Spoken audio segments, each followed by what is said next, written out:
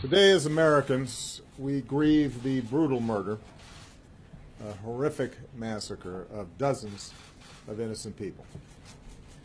We pray for their families who are grasping for answers with broken hearts.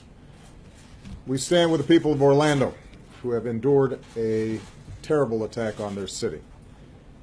Although it's still early in the investigation, we know enough to say that this was an act of terror and an act of hate.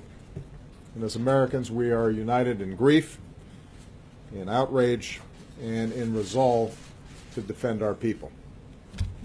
I just finished a meeting with FBI Director Comey and my Homeland Security and National Security advisors. The FBI is on the scene and leading the investigation in partnership with local law enforcement. I've directed that the full resources of the federal government be made available for this investigation. We are still learning all the facts. This is an open investigation. We've reached no definitive judgment on the precise motivations of the killer. The FBI is appropriately investigating this as an act of terrorism, and I've directed that we must spare no effort to determine what, if any, inspiration or association this killer may have had with terrorist groups. What is clear is that he was a person filled with hatred. Over the coming days, we will uncover why and how this happened, and we will go wherever the facts lead us. This morning I spoke with my good friend Orlando Mayor Buddy Dyer, and I conveyed to him the deepest condolences of the American people. This could have been any one of our communities. So I told Mayor Dyer that whatever help he and the people of Orlando need, they are going to get it.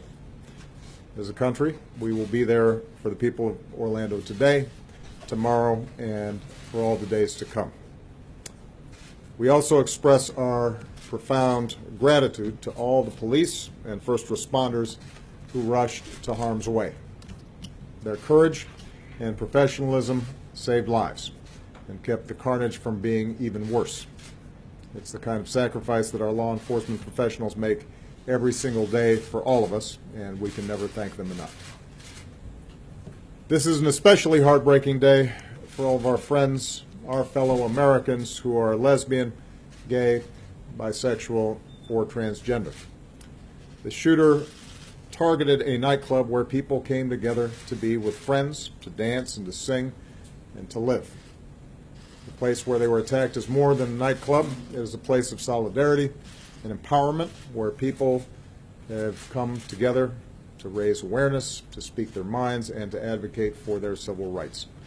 So this is a sobering reminder that attacks on any American, regardless of race, ethnicity, religion, or sexual orientation, is an attack on all of us and on the fundamental values of equality and dignity that define us as a country. And no act of hate or terror will ever change who we are or the values that make us Americans. Today marks the most deadly shooting in American history. The shooter was apparently armed with a handgun and a powerful assault rifle.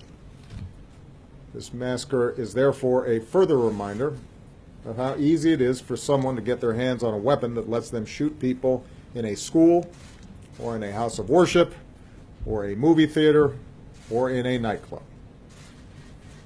And we have to decide if that's the kind of country we want to be. And to actively do nothing is a decision as well. In the coming hours and days, we'll learn about the victims of this tragedy.